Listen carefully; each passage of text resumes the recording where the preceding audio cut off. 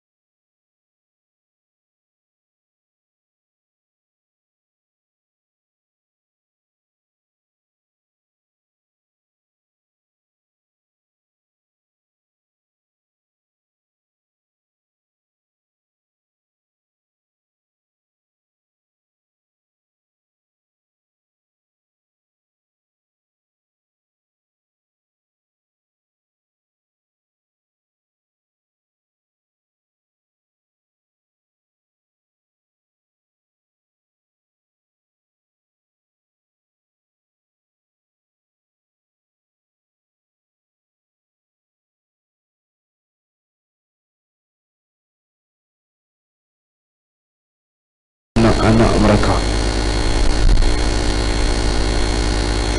Jadi suami isteri dia berkhidmat sepanjang masa untuk jaga orang tua yang anak dia buang, tak mau terima. Sedih kan? Dah jadi orang tua ni yang kata macam Quran buruk. Quran buruk ni nak baca pun banyak yang koyak, banyak yang dah tanggal dan sebagainya.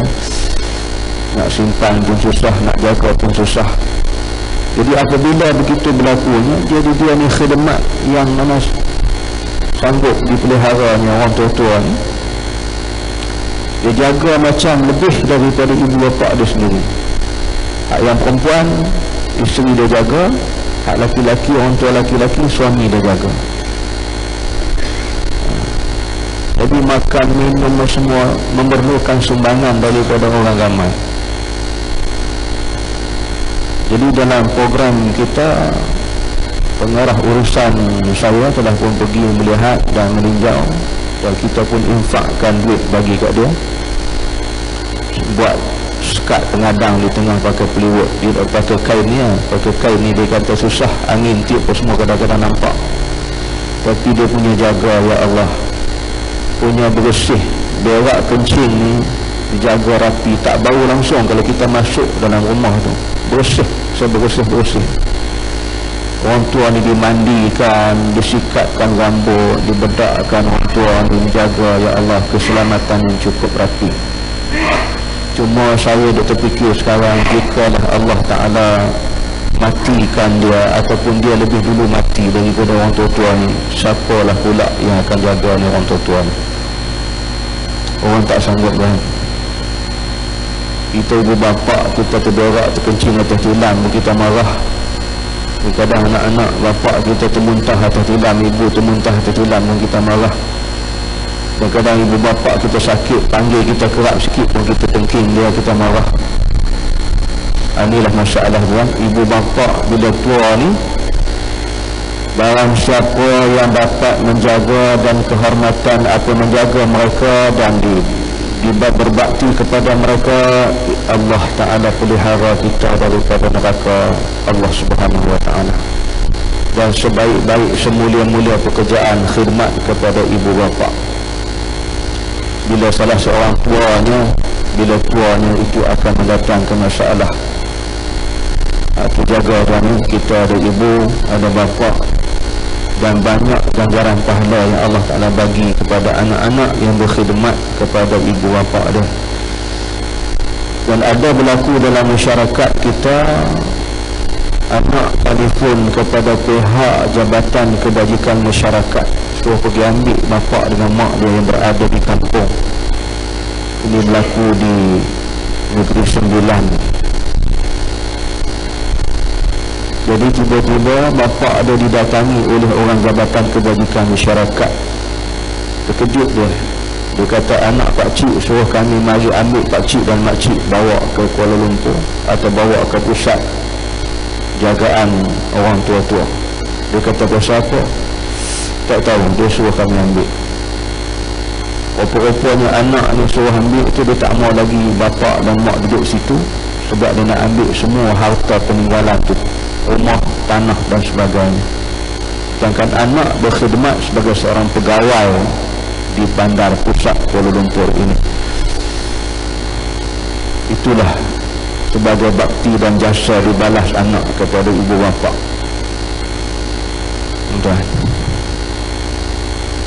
Jadi kita banyak sebenarnya kes-kes berlaku dalam masyarakat, bab ibu bapa mendera anak-anak, dibiarkan ibu bapa menderita, dihantar ibu bapa ke rumah-rumah orang tua-tua sampai tak pernah pergi tengok pun ada. Ada yang menantu tak mau terima ibu bapa, macam-macam hal. Jadi inilah yang kita kena ambil pengajaran, jangan diabaikan. Barang siapa yang tak menjaga dan tidak mengambil berat masalah ibu bapa, maka mereka itu akan dijauhkan daripada rahmat Allah, dan nerakalah menjadi tempat yang kita akan diami. Nak berkatakan pun tak boleh. Dalam Quran dikatakan uffin wala tanharhuma. jangan kamu mengatakan oh kepada keduanya, jangan kamu herdik meninggi suara. Itu pernah saya dengar kuliah daripada imam bekas, dulu imam besar lah, sekarang bekas imam besar Masjid Negara, dihuraikan ayat ni dalam tafsiran. Dia kata kita derhaka dengan ibu bapa, jangan kata oh tutup hidung kita, no? Jika mak bapak sakit, berberak, terkencing, muntah, kita tutup hidung, itu pun anak derhaka. Enggak. Sebab mak bapak kita dulu tak pernah tutup hidung. Zaman kita kecil dulu mana ada pakai pampers macam sekarang. Ambil kain batik mak yang dah lama dikoyak, dibalut tubuh kita. Kain pelekat ayah yang dah lama dikoyak, dibalut tubuh kita. Mari zaman moden ni lah ada pampers pakai buang. Dulu pakai lampin. Sebelum pakai lampin, sebelum pakai pampers, kita pakai lampin, kain yang cantik. Dulu kain pelekat ayah, kain batik mak, itu dah dikoyak, dibalut tubuh. Kita berak kencing merata, tapi ibu bapa kutip najis kita, tak pernah berkerut dahi, tak pernah masam muka. Masih ibu bapa tersenyum. Tapi bila mak bapa kita tua, dia terberak, terkencing, termuntah, kita tutup hidung. Itu kata no, imam besar kita sekarang mantan lah, dia kata tutup hidung tu pun anak derhaka. Itu tuan-tuan, ingat jasa ibu bapa cukup tinggi. Jadi kita jangan abaikan mereka. Yang ketiga, Nabi kata amin. Barang siapa yang tidak berselawat, yang mendengar nama Nabi disebut, bila kita dengar Nabi disebut, Nabi Muhammad sallallahu alaihi wasallam, kita kena pun menjawab sallallahu alaihi wasallam. Barang siapa yang tidak menyambut atau tidak menjawab, maka mereka itu mati, masuk neraka dan dijauhkan juga daripada rahmat Allah Subhanahu wa taala. Jadi itu ya, tiga perkara yang disebut oleh Nabi ini, yang terakhir ialah berkenaan dengan salawat ke atas Nabi sallallahu alaihi wasallam. Jadi kita bersungguh-sungguh dalam perkara berselawat ke atas Nabi ini, bukan perkara yang kita bersikap acuh tak acuh, main-main, no? Tapi bila kita dengar juga nama Nabi disebut, maka kita pun menjawab sallallahu alaihi wasallam. Jadi mudah-mudahan Allah merahmati kita dan Allah menjauhkan kita daripada api neraka Allah Subhanahu wa taala. Jangan kita duduk diam tu. Nak sebut nama Nabi, kita kena sahut dengan sallallahu alaihi wasallam. Itu yang Nabi jawab oleh kerana ditanya oleh Muaz bin Jabal, ya, diaminkan oleh Nabi, mana diperkenankan oleh Nabi di atas tiga golongan ini, maka sudah pasti ianya jika tidak berlaku demikian kepada kita, maka kita dijauhkan daripada rahmat Allah. Neraka lah tempat yang kita akan duduk, ya, wala'iyadzubillah. Kemudian Muhammad bin Al-Munkadir daripada Jabir bin Abdullah radhiyallahu anhu berkata juga, Nabi sallallahu alaihi wasallam bersabda, man shalla alaihi fil yawm 100 marratin qadallahu lahu 100 hajatin 70 minha fil akhirah wa 30 minha fid dunya. Siapa yang membaca salawat kepada aku 100 kali satu hari, maka Allah akan menyampaikan 100 hajatnya, 70 dari hajat akhirat dan 30 hajat di dunia. Itulah kebesaran salawat, ya? Nabi kata barang siapa yang bersalawat kepada aku satu hari 100 kali, Allah Subhanahu wa ta'ala akan menyampaikan 100 hajatnya, 70 dari hajat untuk akhirat, 30 untuk dunia. Ada bahagi dua. Maknanya di akhirat lebih banyak. 70 untuk di akhirat, 30 untuk di dunia. Jadi hajat yang kita akan dapat di akhirat, kita hajat apa di akhirat? Sudah pasti kita berhajat nakkan syurga Allah, kita berhajat nakkan rahmat Allah, kita berhajat nak kenikmatan daripada Allah di hari akhirat, kita berhajat nakkan perlindungan daripada Allah di hari akhirat, kita berhajat untuk nakkan lepas daripada neraka Allah. Jadi segala hajat-hajat di akhirat sebanyak 70 Allah tunaikan untuk kita. Dan di atas dunia ni pula apa hajat kita? Hajat kita sudah pasti kita nak hidup dalam sihat walafiat, boleh beribadat. Hajat kita nak hidup dalam keadaan aman dan tenang, damai.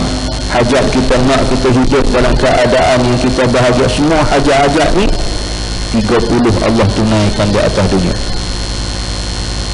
Satu hari berselawat kepada Nabi 100 kali, Allah bahagi dua, mendapat sa'adatul darain, kebahagiaan dua negara. Terutama di akhirat tuan, 70 Allah bagi hajat kita ditunaikan di hari akhirat. Jadi barang siapa yang nakkan hajat ini tercapai, dia kena selawat satu hari 100 kali. Bukannya payah pun berselawat ke atas Nabi. Sekurang-kurangnya kita Allahumma salli ala Muhammad wa ala ali Muhammad, sekurang-kurangnya. Jadi kita berselawat 100 kali satu hari, Allah bagi 70 ditunaikan hajat kita di akhirat, 30 di atas dunia Allah tunaikan hajat kita. Inilah kebesaran yang cukup hebat yang diberikan tu. Saya kata di antara amalan orang-orang salafus salih, kenapa mereka diberikan terbuka hijab, boleh bermimpi berjumpa dengan Nabi sallallahu alaihi wasallam. Ini salah satu, inilah amalannya yang mereka wajib berselawat ke atas Nabi sallallahu alaihi wasallam. Di antara dihajat di atas dunia ini juga disebut dalam riwayat-riwayat yang lain, atau kama qala, orang yang berselawat Allah lapangkan rezekinya di atas dunia. Dipermudahkan baginya segala rezeki di atas dunia ini. Dia tak jadi sempit. Soal makan minum mereka, dalam soal apa juga diluaskan, dilapangkan oleh Allah. Dijauh daripada kesempitan. Jadi itulah yang kita lihat kebesaran dan kelebihan dalam bab selawat ke atas Nabi. Jadi kita ni banyak kalah selawat, dan jangan jadikan selawat hanya bermusim. Ibanya bulan Rabiul Awal, ruyuh rendah berselawat. Habis bulan Rabiul Awal, habis. Bulan Ramadan lah. Bulan Ramadan, ya Allah, ruyuh rendah bertadarus Al-Quran di masjid, di surau, di rumah. Habis bulan Ramadan, simpan, tutup Quran, disusun dalam almari, menjadi hiasan, sekadar hiasan di rumah-rumah, menjadi hiasan di masjid-masjid, di surau-surau. Jemaah mari, ada di kalangan kita ni orang wakafkan Quran, diwakaf Quran, letak kat masjid. Apa tujuan diwakaf Quran kat masjid?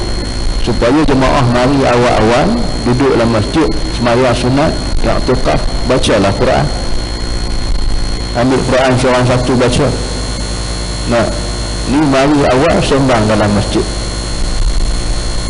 sembang tak habis-habis. Kena hari Jumaat daripada mula dia masuk sampai selesai khatib baca khutbah, duk sembang tak habis-habis. Ini perangai kita. Itu macam mana dah Allah nak datangkan rahmat keberkatan, macam mana nak berubahnya perangai kita, nak menjadi orang yang kata mendapat hidup yang bahagia ni. Tak ada. Ubah sikit tuan ni, ubah. Bulan Ramadan, bulan Allah melatih kita sebagai tamrin. Teruskan amalan tu pada hari-hari bulan yang lain. Cumanya bulan Ramadan Allah menggandakan ganjaran pahala. Jadi gitu. Itu dengan salawat. Bersalawatlah kepada Nabi sepanjang masa sampai ke akhir hayat. InsyaAllah 100 kali kita selawat satu hari, itulah kelebihan Allah telah bagi. 70 hajat di akhirat Allah beri kepada kita dapat ditunaikan. 30 di atas dunia Allah tunaikan hajat kita. Wallahu a'lam. InsyaAllah kita sambung. Sa'id bin Umar Al-Ansari radhiyallahu anhu. Sambung pada besok.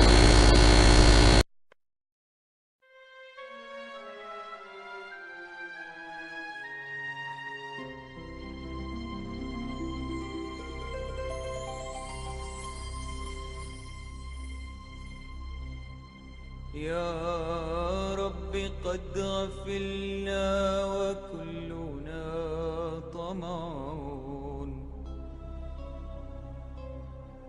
في عفو